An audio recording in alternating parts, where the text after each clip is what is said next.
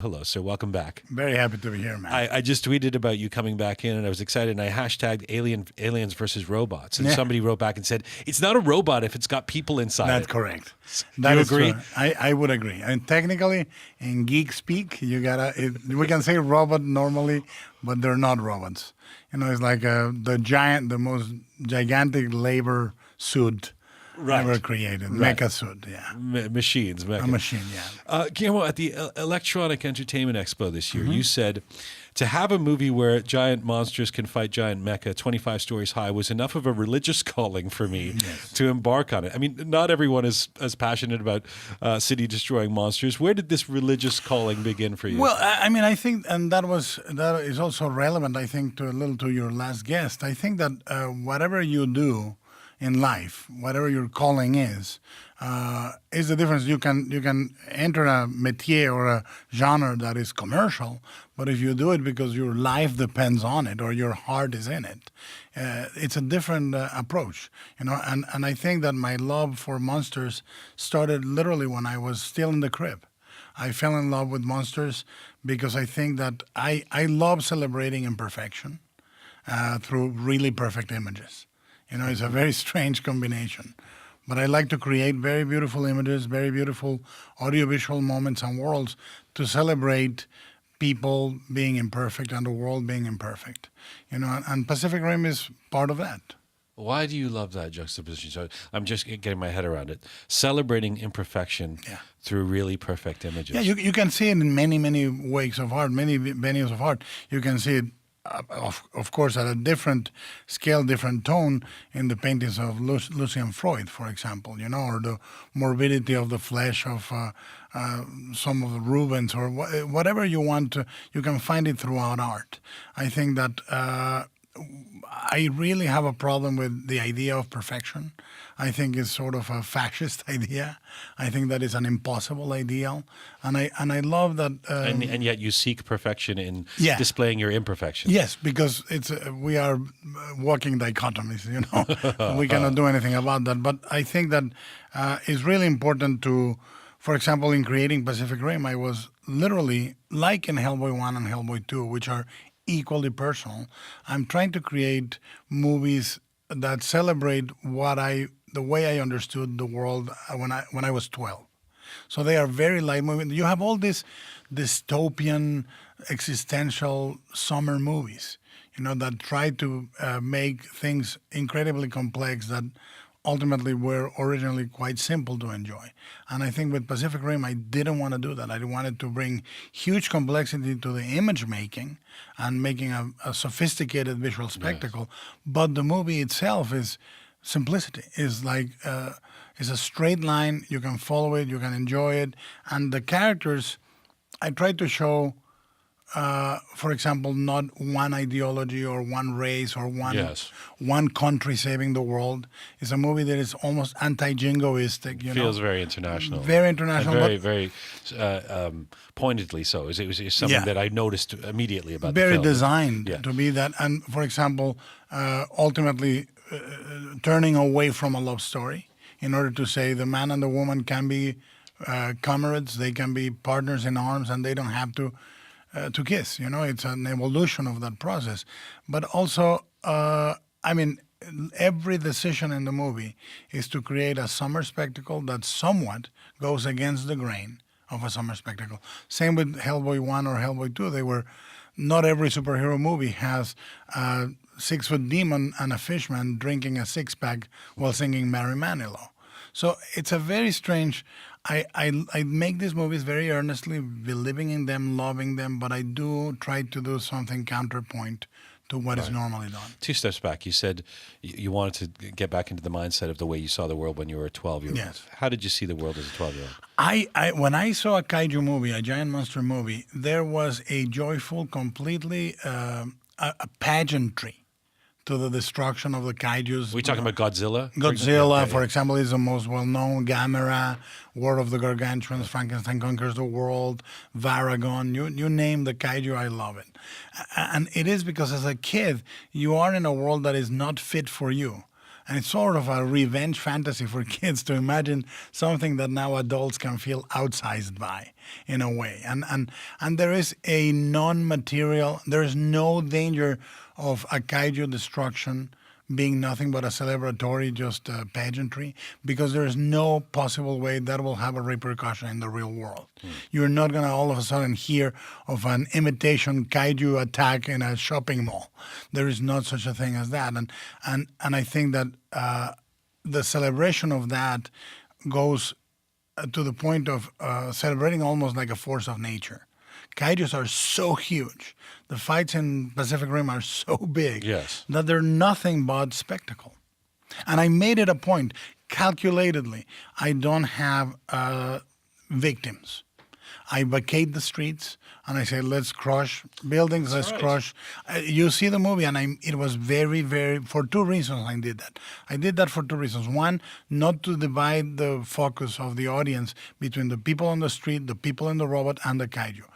Once the battle starts, I got to the interior of the pilots and the head of the robot, but I don't look at victims. I didn't want to put a real world tally of victims. I wanted to just make it what I loved as a kid, creatures breaking through buildings, breaking through ranks of tanks or jets, or just a spectacle. I'll pick up on something else you said when we were talking about the internationalism of this film. And this isn't the first time that the Earth has been in monstrous peril on screen, but it does feel like you're breaking some new ground in the sense that, well, for example, America isn't out solely to save the day. No. It's this interesting combination of people and genders and races working together. It's a little Star Trek in that sense. And resources in that sense. And resources. Yeah, it's not firepower. It's ingenuity, self-sacrifice, intelligence. And that was something you went into this? I mean, as you were crafting the story, that was an important element for you. I co-wrote the screenplay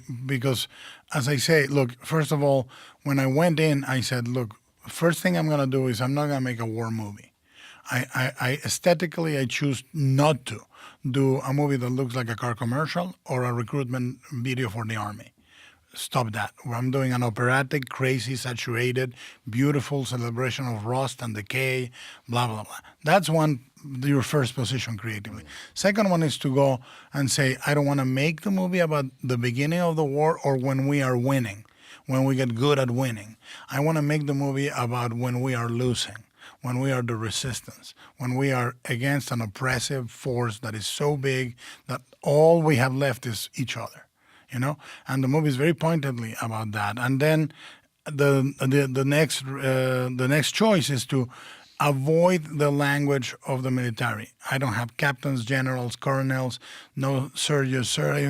The movie is not an exercise in militaristic power. They have been sort of degraded into the resistance, and I have them talk in the language of a Western. Marshal, rider, outpost, Jaeger jockey. You know, it really, and if you look at the movie again and you'll see when they move, they sound like cowboys. They put the spurs in. One of the things that's also, I mean, I think I can say this without a spoiler. I remember we were just listening to Cheap Trick and talking about being kids in the late 70s. There was a film in the late 70s called Meteor, about this meteor, remember that film? Yes. And the Russians and the Americans come together to try and fight the meteor. And one of the things that happens in this film is the whole world is sort of joining together, at the threat of these kaijus. Is that the idealism of movies, or does that spring from your real world sense of optimism that we could somehow unite together? I tell you, some of my best friends were my enemies at some point. It is something I've experienced in my life.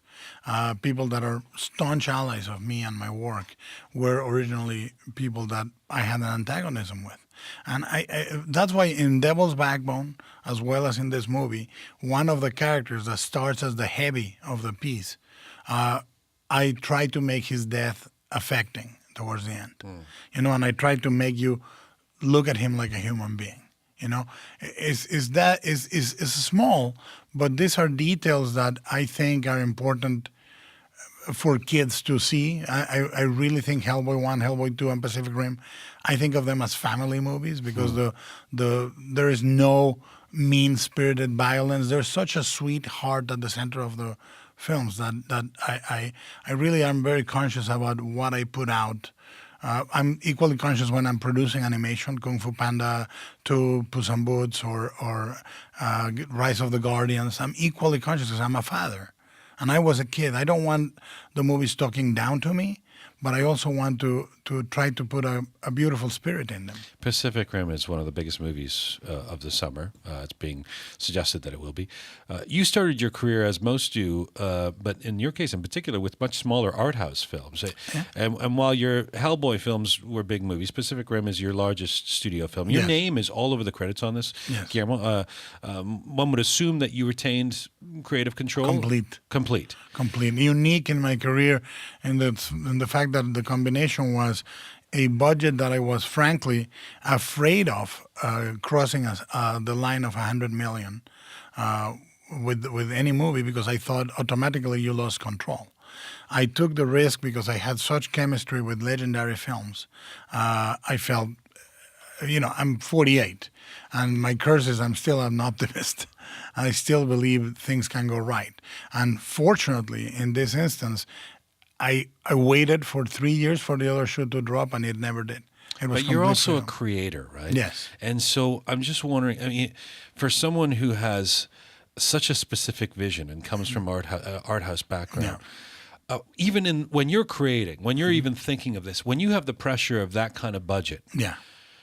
does that not affect your creativity? On some level, are you not making decisions that you wouldn't make when there's no stakes in an art house film in terms of needing to make that money back and the studio pressure and the because public pressures? you have the same pressures when you're doing Pan's Labyrinth. You have them differently. You are equally fiscally pressured.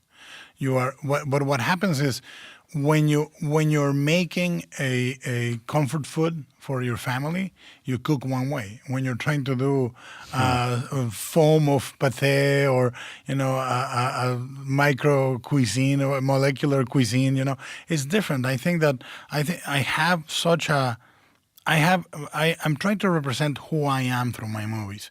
And I am a guy that loves Fellini and Bergman and Tarkovsky, yes, but I'm also a guy that loves the kaiju eiga, loves anime, loves all that, is equally genuine. And all I can do is put myself forth for the audience.